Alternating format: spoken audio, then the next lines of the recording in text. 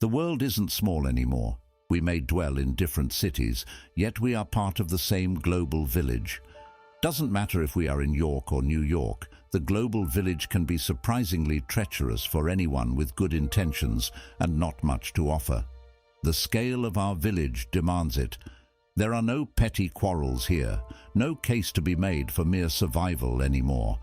Everybody wants everything, and everybody wants to keep everything for themselves. The people you fail to notice on the streets are the ones who have gone truly global, the ones who think they are beyond the bad now, beyond the small-town problems of greed, malice, and intention. They think that with hard work, some luck, and a sprinkle of good intentions, everything runs up to fair play eventually. Yet they forget that even though they have come out of their closets, something else hasn't. Something very important hasn't. Human nature. The thing we seem to simply can't solve. But what if it's not meant to be solved but managed? Let it be God, let it be atoms. It doesn't matter. We were here whenever we got here, and when we got here we must have been a certain way. What kind, who's to say? But it's safe to say that the way we are now, at this very moment, is anything but simple. We've put on instincts, emotions and inclinations, the top shelf of tragedy. Thankfully, the third, that is our inclinations, can be controlled with good reason.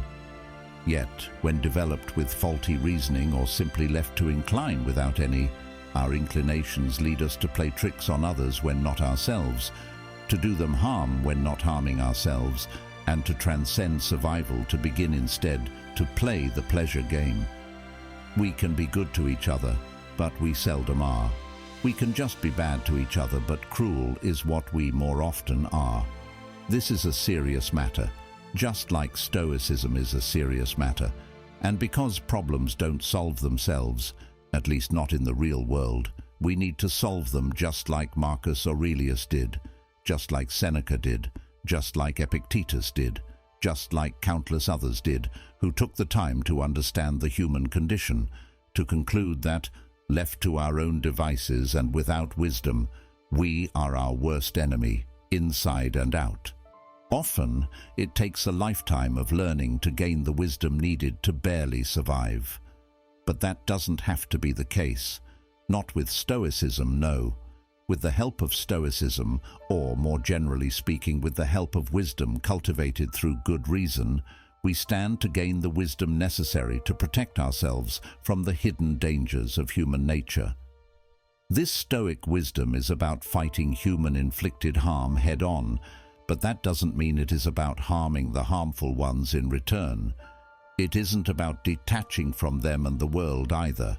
After all, we are social creatures, and we can't help being among others, either in person or in thought.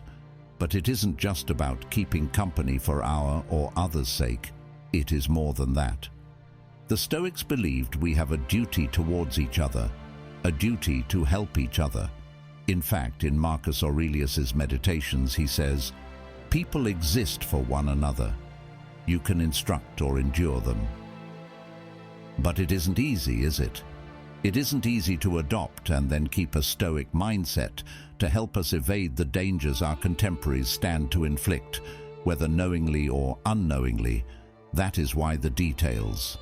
And that is why we'll go through every danger as comprehensively as possible.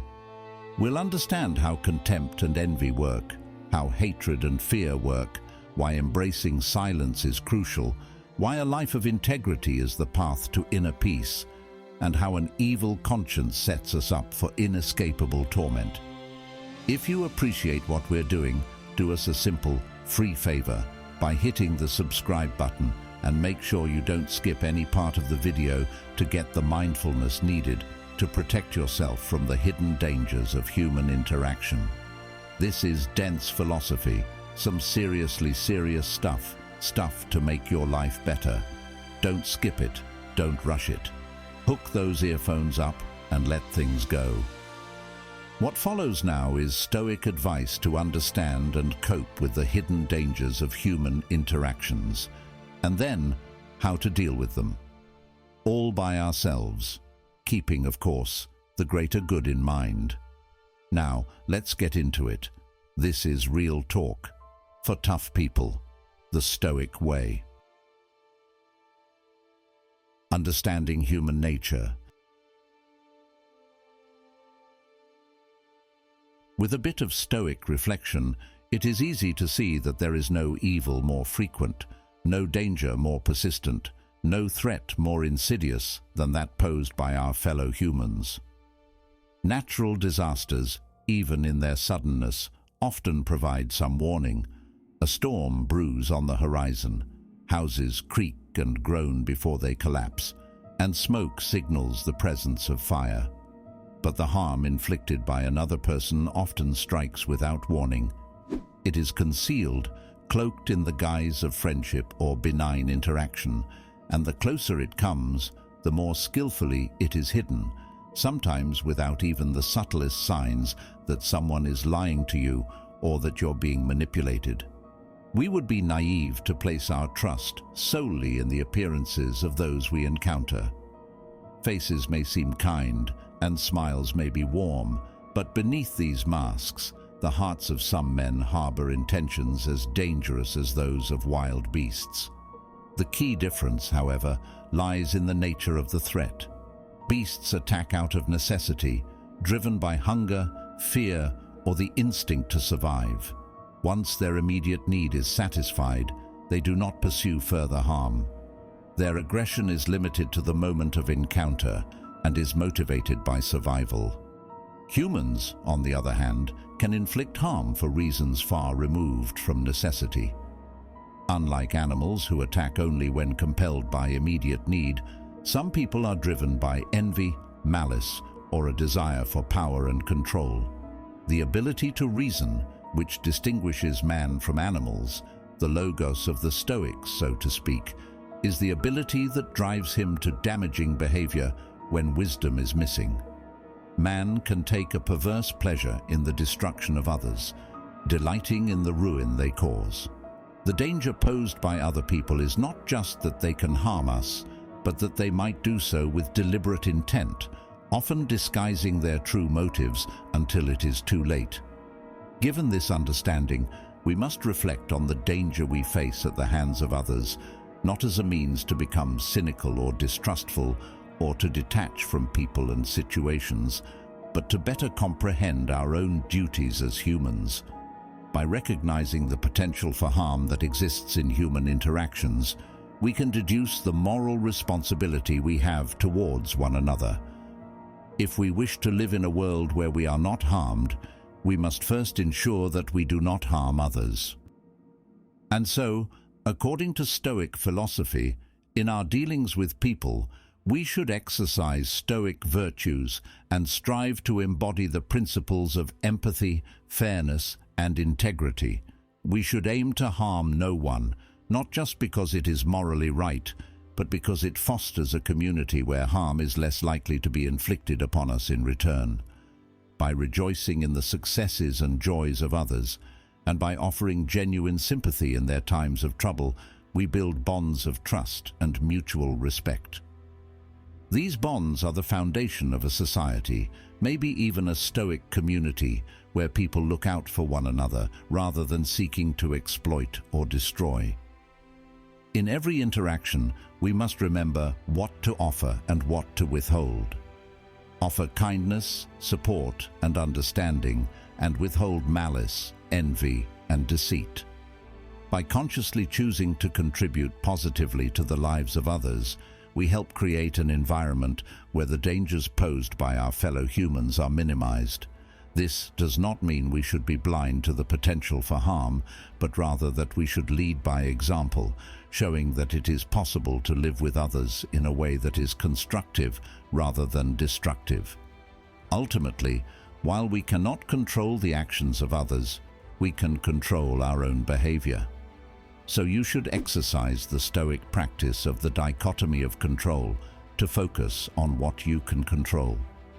In doing so, we not only protect ourselves but also contribute to a world where the danger from man to man is diminished. By reflecting on the potential harm others can cause, we are reminded of our duty to prevent such harm from arising in our own actions.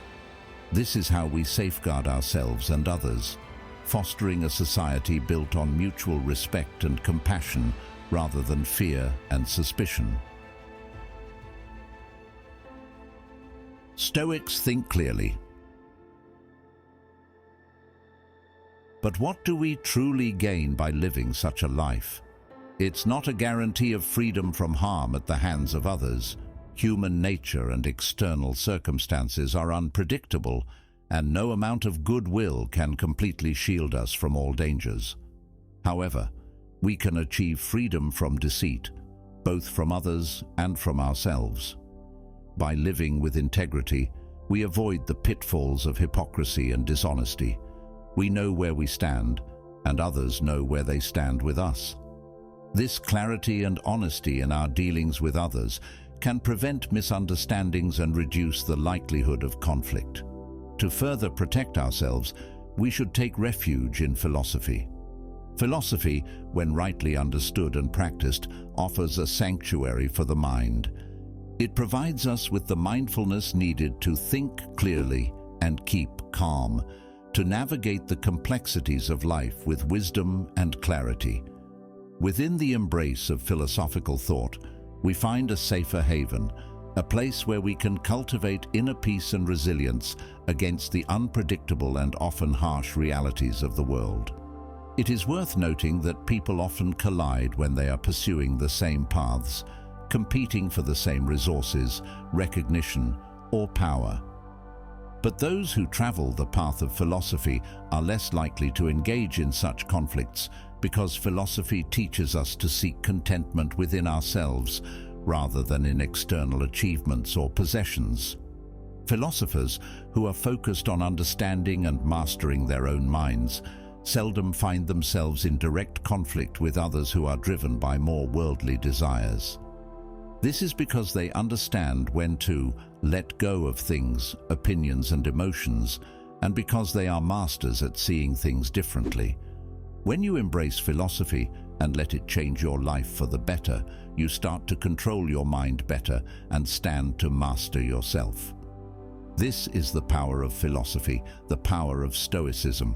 It helps you see clearly what is otherwise very difficult to discern. Master yourself, and you will master your life. However, even as we embrace philosophy, we must guard against the temptation to wield it arrogantly. Philosophy, when used to belittle others or to elevate oneself above the rest of humanity, can become dangerous. There have been many who, in their pursuit of philosophical wisdom, have fallen into the trap of insolence and condescension, and in doing so, have brought peril upon themselves.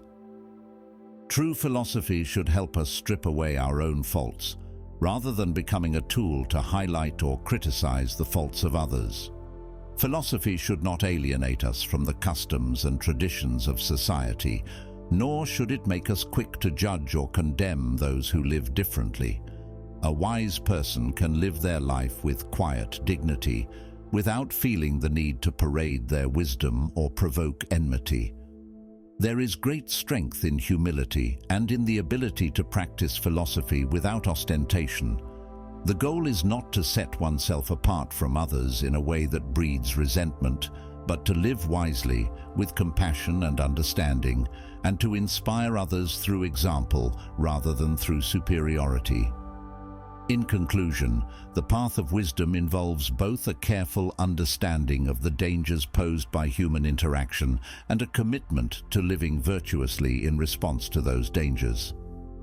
By embracing philosophy, not as a means to judge others, but as a guide to improving ourselves, we can live life with a sense of calm, clarity, and purpose. This approach not only protects us from many of the harms that come from human relationships, but also allows us to cultivate a deeper, more meaningful connection with the world and the people in it. A Stoic approach to envy. Among the many dangers that arise from human interactions, contempt is perhaps the least harmful. In fact, some have even used it as a kind of shield, a means of self-protection. When someone despises you, they may indeed wish to harm you, but the nature of contempt is such that it is fleeting. A person who despises you often does so from a distance, and once they have expressed their disdain, they typically move on. Contempt, by its very nature, does not breed sustained aggression. No one goes out of their way, persistently or with deliberate intent, to harm someone they hold in contempt. In the chaos of battle, for example, soldiers do not expend energy attacking those who have already fallen. They focus on those who are still standing, still resisting. To effectively manage contempt, and even turn it to your advantage, it is important to understand how it operates. If you can cultivate an image of being despised, not because you truly deserve it, but because you have chosen to be perceived that way, you gain a measure of control over how others view and treat you. By mastering this perception, you can navigate the social landscape with greater ease. Any minor inconveniences that come from being despised can be mitigated by engaging in honorable pursuits and forming strategic friendships with those who hold influence. Such friendships are valuable, but it is crucial not to become overly entangled in them, as relying too heavily on others for protection or status can be costly, often more so than the original risk you sought to avoid. Envy, on the other hand, is a far more insidious and dangerous force. That is why it's doubly important to recognize envy and falsehood in others. It is rooted in the desires of the wicked, those who covet what others have simply because it is out of their reach. Envy is triggered not just by grand possessions or extraordinary achievements, but by anything that catches the eye or is perceived as rare or valuable. To avoid becoming the target of envy, it is wise to adopt a lifestyle that does not attract undue attention. If you do not flaunt your wealth, your success, or any other remarkable aspect of your life, you minimize the risk of stirring envy in others. Envy thrives on visibility and comparison. People are more likely to envy what they can see and measure against their own circumstances. Therefore, it is prudent to keep your successes, your wealth, and your personal joys as private as possible. Enjoy your accomplishments and possessions without feeling the need to broadcast them to the world. In doing so, you create a buffer between yourself and those who might otherwise envy you, reducing the likelihood that you will become the target of their malicious desires. In essence, the dangers of contempt and envy can be mitigated through careful self-awareness and strategic behavior. By understanding the nature of contempt and utilizing it to your advantage, you can protect yourself from unnecessary conflict and harm. Similarly, by living a life that does not invite envy, by keeping your achievements and possessions discreet, you can avoid provoking the destructive desires of others. This approach allows you to navigate the complexities of human relationships with greater safety and peace of mind. How the Stoics deal with hatred and fear. Hatred, that corrosive emotion which can drive people to great lengths of harm, often arises from two sources. The first is when we inadvertently or deliberately clash with others, causing resentment or hostility. This type of hatred can be avoided by exercising restraint and careful consideration in our interactions, by ensuring that we do not provoke anyone unnecessarily.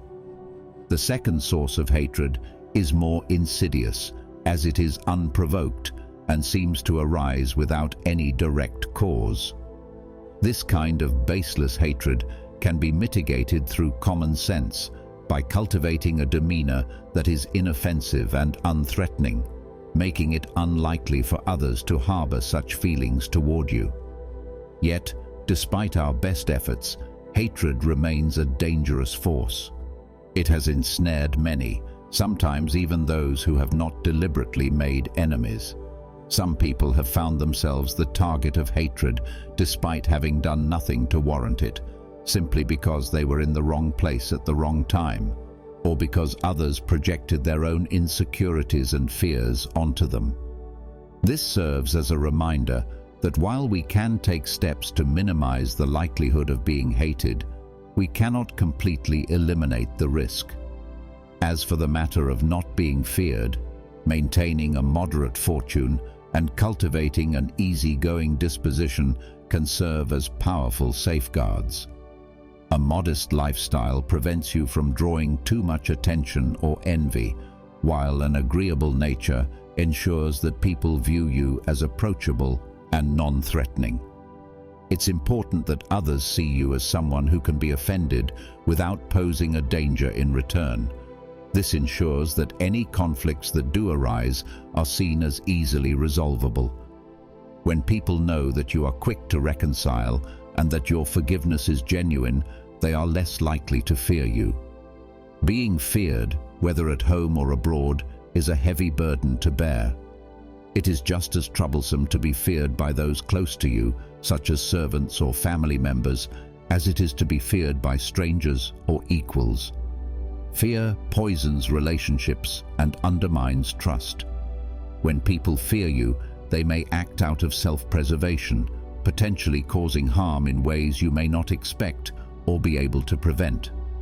The reality is that everyone, regardless of their station, has the capacity to hurt you in some way. A servant, a colleague, or even a family member, each holds enough power to inflict damage, whether through direct action or through subtle passive resistance. Moreover, there is a paradox inherent in being feared. Those who inspire fear are often themselves plagued by fear. The person who induces terror in others is rarely at peace. They live in a constant state of anxiety, always on guard, always watching their back. This is because they know that the fear they have instilled in others could turn against them at any moment. A life lived under the shadow of fear, whether as the one who fears or the one who is feared, is a life devoid of true peace and security. No one who has made others fear them has ever managed to live in peace of mind. The very act of cultivating fear in others creates an environment of tension and distrust, where genuine relationships cannot flourish. Instead of fostering respect or loyalty, fear breeds suspicion and resentment, leading to a cycle of hostility that ultimately ensnares the person who sought to wield fear as a tool of control. The wise approach, therefore, is to live in a way that neither provokes hatred nor incites fear. The Stoic principles of self-control and Stoic temperance are indispensable here. By doing so, you create an atmosphere of mutual respect and understanding, where conflicts can be resolved amicably and where you can live free from the anxieties that come with being feared or hated. By maintaining a moderate lifestyle and cultivating a disposition that is open, forgiving, and kind, you can navigate the complexities of human relationships with greater ease and security, ensuring that your life is one of peace and harmony rather than tension and strife. The power of silence. Nothing will protect you or guide you toward wisdom as much as the practice of keeping still, of speaking very little with others, and as much as possible, engaging in conversation with yourself. In a world where words flow freely and often without thought, there is a profound power in silence. Conversation, while seemingly harmless, carries with it a certain charm, an allure that can be both subtle and enticing. This charm, like the effects of intoxication or the pull of love, has the power to draw secrets out of us, secrets we might not otherwise reveal. When we engage in conversation, especially in moments of vulnerability or excitement, we often find ourselves sharing more than we intended. The boundaries we set for our thoughts and private matters become blurred, and before we realize it, we have disclosed things we meant to keep to ourselves. No matter how well-meaning or trustworthy the listener may seem, it is a rare individual who can truly keep a secret. The very nature of communication is such that information, once shared, seldom remains contained. Consider this. No person who hears something in confidence will ever keep it entirely to themselves. Even the most disciplined among us, who might strive to share only as much as they have heard, will inevitably add something more. And it is not just the content of the conversation that gets passed along. Names and identities often get entangled in the retelling. The person who repeats what was confided to them, even if they initially limit their disclosure to just one trusted friend, sets off a chain reaction. That single confidant has their own network of trusted individuals, and before long, what was once a closely guarded secret becomes common knowledge. This is the danger inherent in casual conversation. Even when we believe we are being careful, the very act of speaking can lead to unintended consequences. The listener may have good intentions, but they are still likely to pass on what they have heard, perhaps in a slightly altered form, to someone else. And so the secret spreads, gathering momentum as it travels from person to person, until it is no longer a secret at all. Therefore, the best way to safeguard your thoughts and maintain your inner peace is to practice restraint in your speech. By talking very little with others, you minimize the risk of revealing more than you intend. And by spending more time in conversation with yourself, through introspection and self-reflection, you cultivate a deeper understanding of your own thoughts and feelings. This practice not only helps you keep your own counsel, but also strengthens your ability to think clearly and independently, without the influence of outside opinions or the risk of careless disclosure. Silence, in this sense, is not just the absence of words. It is a powerful tool for personal growth and self-protection. It allows you to maintain control over your inner world, to preserve your privacy, and to avoid the pitfalls of idle talk. In a world where information spreads rapidly and often uncontrollably, there is great wisdom in knowing when to speak and when to remain silent. In conclusion, by keeping still and speaking sparingly, you protect yourself from the dangers that come with careless conversation. You avoid the risk of secrets becoming public knowledge, and you cultivate a deeper, more meaningful relationship with yourself. Not to mention cultivate a Stoic mindset. Silence, far from being a sign of weakness or insecurity, is a mark of strength and wisdom. It is through this quiet self-reflection that you can achieve a greater sense of peace, clarity, and control over your life. Practice self-discipline. The most important and foundational contribution to achieving peace of mind is to live a life of integrity, to never do wrong. This principle is the bedrock upon which true inner tranquility is built. When we live with a clear conscience, unburdened by the guilt of wrongdoing, we create the conditions necessary for a calm and steady mind. On the other hand, those who lack self-control and allow themselves to engage in unethical or immoral actions lead lives that are anything but peaceful. Their existence becomes a storm of inner turmoil, where their crimes are constantly weighed against their fears, leaving them in a state of perpetual unease. For those who do wrong, the immediate consequences of their actions are often accompanied by an overwhelming sense of dread and embarrassment. They may attempt to carry on with their daily lives, but their consciences will not permit them to focus on anything else. Their minds are consumed by the knowledge of their misdeeds, and they are continuously haunted by the fear of being discovered or punished. This inner torment compels them to constantly look over their shoulders, anticipating the moment when they will be called to account for their actions.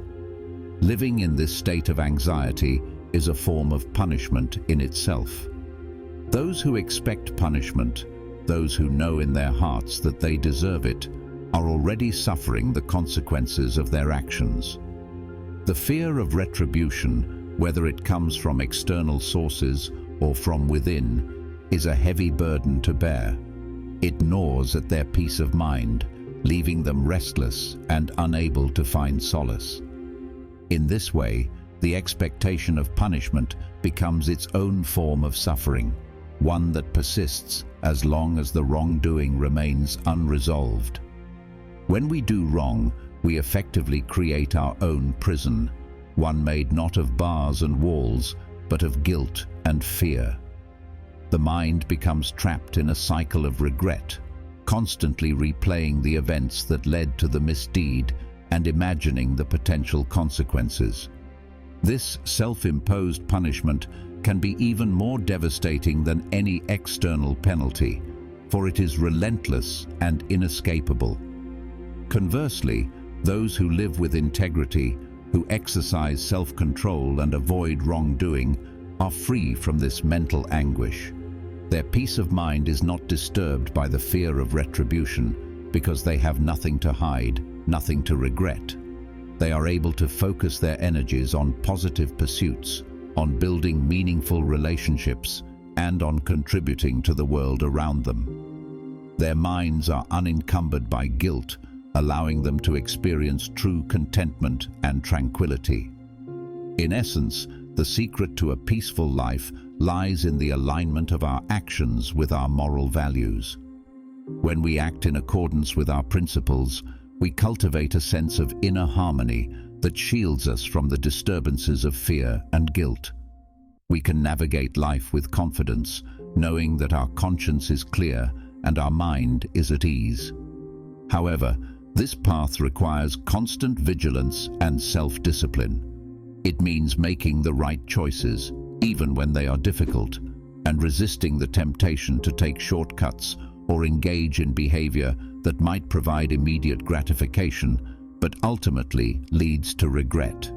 It means being honest with ourselves and others and taking responsibility for our actions.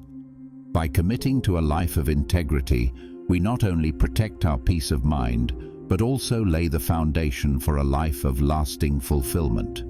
We create a strong, unshakable core within ourselves, one that can withstand the challenges and uncertainties of life. In doing so, we free ourselves from the chains of fear and guilt, and we open the door to a life of true peace and contentment. The evil person.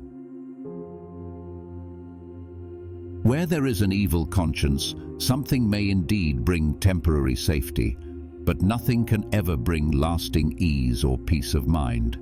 The individual who carries the burden of guilt within them may manage to avoid immediate consequences, may evade the watchful eyes of society, but they can never truly escape the relentless grip of their own conscience. This internal judge is far more persistent and unforgiving than any external authority, and it ensures that the wrongdoer remains in a state of constant anxiety and unrest. Even if such a person is not presently under arrest, they live in the perpetual fear that their day of reckoning is just around the corner. Their nights are plagued by troubled sleep as their mind replays their misdeeds, amplifying the fear that their actions may soon come to light. The quiet moments that should bring rest instead become a breeding ground for worry, as their thoughts churn with the possibility of exposure and punishment. When this person speaks of another man's crime, their mind inevitably turns inward, reflecting upon their own transgressions. The guilt they harbor makes it impossible for them to speak of wrongdoing in others without being reminded of their own sins. They may outwardly condemn the actions of another, but in their heart they feel the sting of their own guilt. Every mention of a crime is a reminder that their own wrongdoing is not sufficiently erased, not adequately concealed from view. The wrongdoer may sometimes have the fortune to escape the notice of others, slipping through the cracks of justice or avoiding detection altogether. But this luck provides no real comfort.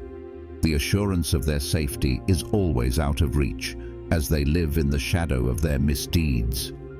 The knowledge that they have not been caught is overshadowed by the fear that they could be at any moment. This fear is an ever-present companion, gnawing at their peace of mind and preventing them from experiencing true security. An evil conscience turns life into a kind of prison, where the wrongdoer is both the prisoner and the jailer. They may walk freely in the world, but they are shackled by their own guilt, unable to escape the mental and emotional consequences of their actions. This internal torment is inescapable. It colors every aspect of their life, from their interactions with others to their private moments of reflection. The fear of being discovered, the anxiety over whether their crimes have been sufficiently hidden, creates a constant state of vigilance. The wrongdoer becomes hyper-aware of their surroundings, always on edge, always anticipating the moment when their secret might be revealed. This state of mind prevents them from ever feeling truly at ease, no matter how much time passes or how secure they may seem. The torment of an evil conscience is a powerful reminder of the importance of living with integrity. While the wrongdoer may evade external consequences, they cannot escape the internal ones. The mind, with its capacity for self-reflection and moral judgment, ensures that guilt will always find its way to the surface, disrupting any semblance of peace or contentment. In contrast, a clear conscience allows for true peace of mind. Those who live justly, who avoid wrongdoing, can rest easy, knowing that they have nothing to hide and nothing to fear. Their sleep is undisturbed, their thoughts untroubled by the fear of exposure. They can speak of the faults of others without the sting of self-reproach, and they can live openly without the shadow of guilt hanging over them. Ultimately, the lesson is clear. While temporary safety may be achievable through deceit or evasion, true peace can only be found through a life of honesty and moral integrity. The wrongdoer's conscience is a relentless adversary, one that ensures they can never fully escape the consequences of their actions. In contrast, those who live with a clear conscience are rewarded with a sense of ease and security that no amount of external safety can provide. The Stoic ideal. Do you know why we often fall short of attaining the Stoic ideal, that state of perfect wisdom, self-control, and inner peace? It is not because we lack the capacity or the strength to achieve it, but because we fail to believe in our own power. We doubt ourselves, convincing ourselves that such a lofty goal is beyond our reach. But there is another, deeper reason that holds us back. We are in love with our vices. We cling to them, defend them, and prefer to make excuses for our shortcomings rather than exert the effort to overcome them. This self-sabotage is a subtle but powerful force. We mortals have been endowed by nature with sufficient strength to achieve greatness, to overcome our weaknesses, and to live according to the highest principles. This strength is not something extraordinary or out of reach. It is inherent within us. If only we would tap into this strength, if only we would focus our energies and rally all our inner resources to support us, or at the very least, not allow them to work against us, we could make significant progress toward the Stoic ideal. The real reason we fall short is not a lack of ability, but a lack of will. We tell ourselves that we cannot change, that we are not strong enough to break free from our habits and vices. But these are mere excuses. The truth is that we do not want to change. We are unwilling to make the necessary sacrifices. It is easier to remain in our comfort zones, even if they are laced with vices, than to confront the hard work of self-improvement. We justify our inaction by claiming inability, but this is a lie we tell ourselves to avoid the discomfort of growth. Imagine if we truly believed in our power, if we recognized that we are fully capable of mastering our desires, controlling our impulses, and living in accordance with virtue. Imagine if we stopped making excuses and instead embraced the challenges that come with personal growth. We would find that the strength to achieve these goals has been within us all along. The problem is not that we are unable, but that we are unwilling. This unwillingness manifests in many ways. We may fear failure, and so we avoid trying. We may find comfort in our vices, and so we resist letting them go. We may be attached to our habits, even when they harm us, because they are familiar and safe. Whatever the reason, the result is the same. We remain stuck, unable to move forward, not because we lack the power, but because we refuse to use it. The path to the Stoic ideal, or any other noble goal, requires us to first believe that we are capable of reaching it. It requires us to confront our vices, not with excuses or justifications, but with the determination to overcome them. It requires us to tap into the strength that nature has given us, to concentrate our efforts, and to rouse all our powers to support us in this journey. We must recognize that the only real obstacle to achieving our highest potential is ourselves, our unwillingness to change, our attachment to the familiar, and our reluctance to endure the discomfort of growth. The excuse of inability is just that, an excuse. The true barrier is our lack of will, our reluctance to believe in the power that lies within us. The Stoic ideal is not out of reach for those who are willing to strive for it. We have the strength, the capacity, and the resources to achieve it. What we lack, often, is the belief in our own power and the willingness to put that power to use. If we can overcome our love for our vices and stop making excuses, we will find that the path to wisdom and virtue is not as difficult as we imagined. It is within our grasp, waiting for us to take the first step. If you like what we do, feel free to do more and like and share the video. And if you haven't already, subscribe to the channel, to the community. How, you ask? By hitting that like button as a symbol of your commitment to change. By subscribing to join a community where wisdom isn't just shared but lived, to help us create powerful stuff. And don't forget to hit the notification bell, the gentle chime of a Stoic philosopher, reminding you to return to this space of learning and growth. Each like, each subscription, each notification is a step towards a collective awakening. And if you feel that stirring in your heart, that resonance with the words of Marcus Aurelius, Seneca, or Epictetus, share this video. That will help us immensely in continuing to create powerful and unique stuff for the community.